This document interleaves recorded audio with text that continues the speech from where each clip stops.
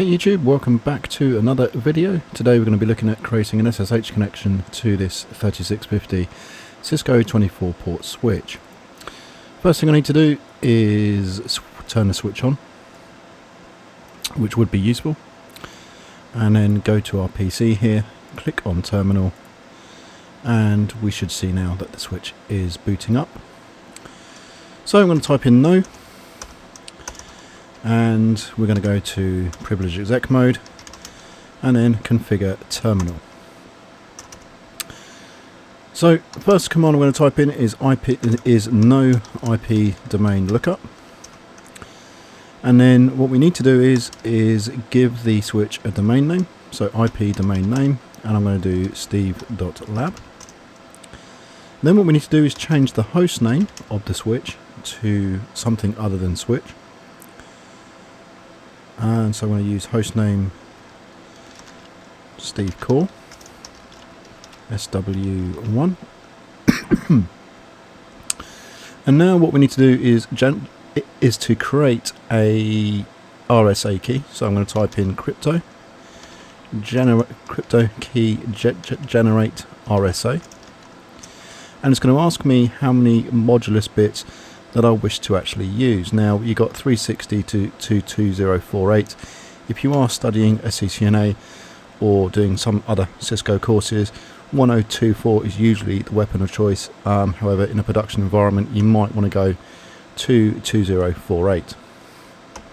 Click and enter again will show us that the SSH5 has been enabled. Also, correction, SSH 1.99 has been enabled. So what we also need to do now is create a username for our switch. So username, I'm just going to do admin with a secret password because we don't use plain text, and I'll just type in Cisco pass. And then I'm going to create an enable password, so I'm just going to do enable, again secret, so the password is encrypted, of Cisco en pass. And I'm just going to quickly do a write to a memory. Then what I'm going to do now is type in line VTY 0 to 15. Click enter.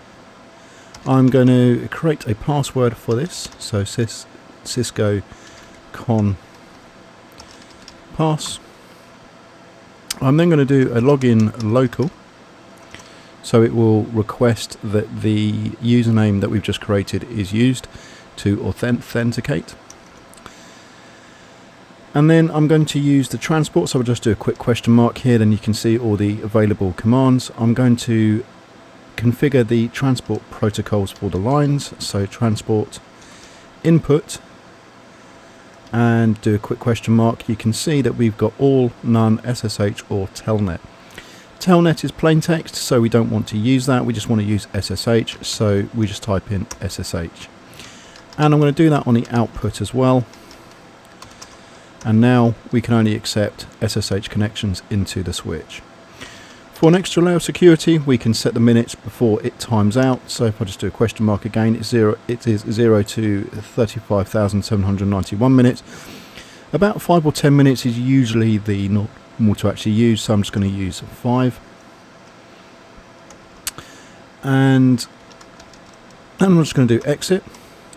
Now for the purpose of this demonstration I'm going to use VLAN 1 because it is the default VLAN, but ordinarily you would create a new management one, but I'll go into VLAN creation in another episode. So I'm just going to type in interface VLAN 1, and I'm going to give it an IP address of 192.168.0.1 and 255.255.255.0 on a 24-bit net. A bit excessive for what we're using, but again I'll go into subnetting in another episode. And now I'm just going to give that a do write memory, and we should now be good to go. So what I'm going to do, I'm just going to minimize that screen. I'm going to grab another PC.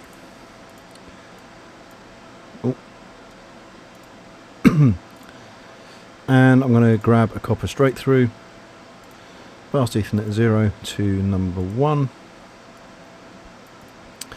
and we need to configure an IP address, so 192.168.0.2, and click close, click close. I think I didn't bring the VLAN 1 up, so I'm just going to see if it is active, and it is actually down, so just going to do a no shut.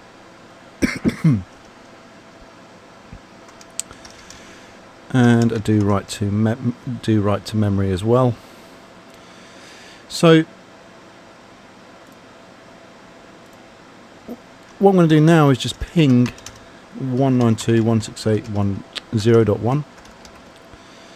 So the PC can communicate with the switch, which is good. So now what I'm going to do is just type in SSH-L and supply a username of admin, and then the switch IP address, and instantly it's asking me for the password. So I'll just type in the password, and as you can see now I'm in the switch, and if I type in enable, it's going to ask me for the enable password, and as you can see I'm now in the switch via an SSH connection. Just watching, guys. If you found this useful, please don't forget to hit that like, subscribe and hit the notification bell, and I will see you in the next one.